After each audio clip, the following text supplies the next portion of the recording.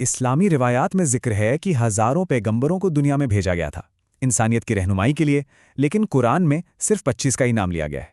تو یہ 25 کون تھے اور ان کی جو آپس میں جڑی ہوئی کہانی ہے وہ ہمیں کیا سکھاتی ہے؟ چلیے اسی سوال کا جواب ڈھونڈتے ہیں۔ حدیث کے مطابق یہ مانا جاتا ہے کہ تاریخ میں کل 1,24,000 پیغمبر بھیجے گئے۔ سوچئے ذرا، یہ کتنی بڑی سنکھیا ہے۔ یہ اس بات پر زور دیتی ہے کہ اوپر والے کا پیغام، اس کی رہنمائی کبھی رکی نہیں۔ لیکن دیکھیے، اتنی بڑی تعداد میں سے قرآن ہمارا دھیان صرف 25 پیغمبروں پر لے کر آتا ہے، اور یہی وجہ ہے کہ اسلامی روایات میں ان کی کہانیوں کی اتنی زیادہ اہمیت ہے۔ تو سوال یہ اٹھتا ہے کہ آخر یہ 25 پیغمبر کون تھے اور ان کی کہانیوں میں ایسا کیا خاص ہے؟ چلیے ان کے پیغام کی دنیا میں تھوڑا اور گہرا اترتے ہیں۔ تو ہماری کہانی شروع ہوتی ہے ان سب سے پہلے پیغمبروں سے، جنہوں نے انسانیت اور خدا کے بیچ رشتے کی پہلی بنیاد رکھی تھی۔ اس فہرست میں سب سے پہلا نام ہے آدم علیہ السلام کا، جو پہلے انسان بھی تھے اور پہلے پیغمبر بھی۔ انہیں مٹی سے بنایا گیا، جنت میں جگہ دی گئی، لیکن ایک بھول کے بعد جب انہوں نے سچے دل سے توبہ کی تو انہیں ایک نیا مقصد ملا، اور وہ مقصد تھا زمین پر انسانیت کے پہلے رہنما بننا۔ پھر صدیاں گزر گئیں، اور جب انسانیت راستہ بھٹک گئی تب آئے نوح علیہ السلام۔ ذرا سوچئے، 950 سال!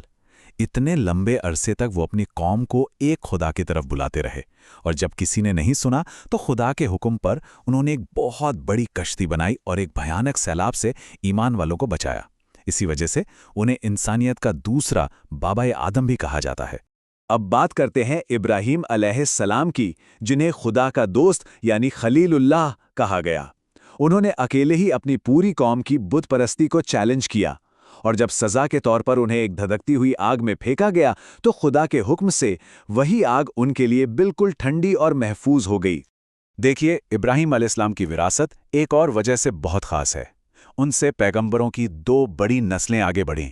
ان کے ایک بیٹے اسماعیل علیہ السلام کے ونش سے عرب آئے، اور پھر آگے چل کر آخری پیغمبر محمد صلی اللہ علیہ وسلم آئے، اور وہیں دوسرے بیٹے اسحاق علیہ السلام کے ونش سے بنی اسرائیل کی اولادیں نکلیں، جن میں بے شمار پیغمبر ہوئے۔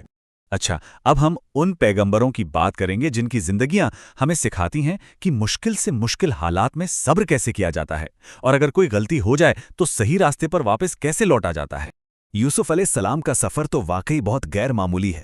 سوچئے، اپنے ہی بھائیوں کے حسد کی وجہ سے انہیں کنویں میں پھینکا گیا، پھر مصر میں غلام بنا کر بیچ دیا گیا، اور پھر جھوٹے الزام میں جیل بھی جانا پڑا۔ انہوں نے کیا کچھ نہیں سہا، لیکن آخر میں اپنی حکمت اور قابلیت کی وجہ سے وہ مصر کے حکمران بنے، اور انہوں نے اپنے اسی پریوار کو معاف کر دیا۔ ان کی کہانی بھروسے اور معاف کر دینے کی ایک زبردست مثال ہے۔ اور اگر صبر کی کوئی سب سے بڑی مثال ہے تو وہ ہیں ایوب علیہ السلام۔ انہوں نے اپنی دولت کھو دی، اپنا پریوار کھو دیا، اپنی صحت تک کھو دی، سب کچھ چلا گیا، پھر بھی انہوں نے کبھی خدا سے ایک شکوہ تک نہیں کیا، اور ان کے اسی اٹوٹ ایمان کا انعام انہیں یہ ملا کہ خدا نے انہیں ان کی ہر کھوئی ہوئی چیز پہلے سے کئی زیادہ کر کے لوٹا دی۔ اور پھر ایک کہانی ہے یونس علیہ السلام کی۔ وہ اپنی قوم سے کچھ ناراض ہو کر چلے گئے تھے، اور پھر جب وہ ایک بہت بڑی مچھلی کے پیٹ میں پھنس گئے تو انہوں نے دل کی گہرائیوں سے یہ دعا کی۔ ان کی سچی توبہ نے نہ صرف انہیں بچایا بلکہ ان کی پوری قوم کو بھی صحیح راستے پر واپس لے آئی۔ اب ذرا ان پیغمبروں کی بات کرتے ہیں جو صرف روحانی رہنما ہی نہیں تھے، بلکہ جنہیں اپنے لوگوں کو آزادی دلانے اور آسمانی قانون کو لاگو کرنے جیسا بڑا کام بھی سونپا گیا تھا۔ موسیٰ علیہ السلام کی کہانی تو ہمت اور آزادی کی ایک داستان ہے۔ انہیں بھیجا گیا تھا مصر کے ظالم بادشاہ فرعون کے سامنے کھڑے ہونے کے لیے۔ مشن کیا تھا؟ بنی اسرائیل یعنی اسرائیل کی اولاد کو غلامی سے نجات دلانا۔ انہوں نے ایک معجزے کے طور پر لال سمندر کو 2 حصوں میں بانٹا، اور کوہ طور پر سیدھے خدا سے بات کر کے پاک کتاب تورات حاصل کی۔ اب مریم کے بیٹے عیسیٰ علیہ السلام کی بات کریں تو وہ اپنے معجزوں کے لیے جانے جاتے ہیں۔ انہوں نے بچپن میں پالنے سے ہی بولنا شروع کر دیا تھا، بیماروں کو شفا دی، اور خدا کے حکم سے تو مردوں کو بھی زندہ کر دیا۔ ان کا مشن تھا بنی اسرائیل کی اصلاح کرنا، اور اسلامی عقیدہ یہ ہے کہ انہیں سولی نہیں دی گئی بلکہ خدا نے انہیں زندہ ہی اپنی طرف اٹھا لیا تھا۔ اور اب یہ کہانی اپنے آخری اور سب سے اہم موڑ پر پہنچتی ہے، یعنی آخری پیغمبر کا ذکر جنہیں نبوت کی مہر کہا گیا ہے۔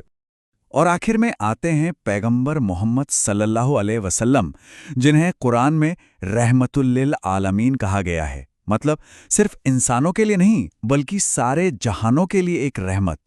ان کا پیغام کسی ایک قوم یا ایک ملک کے لیے نہیں تھا بلکہ پوری انسانیت کے لیے تھا، ایک ایسا پیغام جو پہلے کے سبھی پیغاموں کو مکمل کرتا ہے۔ ان کی زندگی سادگی اور عاجزی کی ایک مثال تھی۔ وہ اپنے کپڑے خود سلا کرتے تھے، گھر کے کاموں میں ہاتھ بٹاتے تھے اور ہمیشہ غریبوں، یتیموں اور مظلوموں کے حق کے لیے کھڑے ہوتے تھے۔ اور کمال کی بات تو یہ ہے کہ انہوں نے ان لوگوں پر بھی رحم کیا جنہوں نے انہیں سب سے زیادہ تکلیفیں دی تھیں۔ یہ ایک ایسا لمحہ تھا جو ان کی رحمت کا سب سے بڑا ثبوت ہے۔ سوچئے، جب وہ ایک فاتح کی حیثیت سے مکہ میں واپس داخل ہوئے تو انہوں نے ان سبھی لوگوں کو معاف کر دیا جنہوں نے سالوں تک ان پر ظلم کے پہاڑ توڑے تھے۔ یہ بدلہ لینے کا نہیں بلکہ معاف کر دینے کا دن تھا۔ تو آخر میں ان ساری کہانیوں کو جوڑ کر دیکھتے ہیں، وہ ایک بنیادی اور مشترک پیغام کیا ہے جو ہمیں ہر پیغمبر کی کہانی میں ملتا ہے۔ اس پر نظر ڈالے تو صاف دکھتا ہے کہ زمانہ الگ تھا، جگہ الگ تھی، لوگ الگ تھے، لیکن ہر پیغمبر کا بنیادی پیغام ایک ہی تھا، اور وہ کیا تھا؟ ایک خدا کی عبادت کرو اور سماج میں انصاف قائم کرو۔ چاہے ہود ہوں، صالح ہوں یا شعیب ہوں، سب نے اپنی اپنی قوم کو ایک خدا کی طرف بلایا اور ظلم، تکبر اور بے ایمانی جیسی چیزوں کو چھوڑنے کے لیے کہا۔ تو آخر میں سوال یہی بچتا ہے کہ صبر، انصاف اور امید کی یہ ہزاروں سال پرانی کہانیاں آج ہماری دنیا کے لیے کیا معنی رکھتی ہیں؟ یہ صرف گزرے ہوئے زمانے کے قصے نہیں ہیں، بلکہ یہ ایسے سبق ہیں جو ہر دور میں، ہر زمانے میں ہماری رہنمائی کر سکتے ہیں۔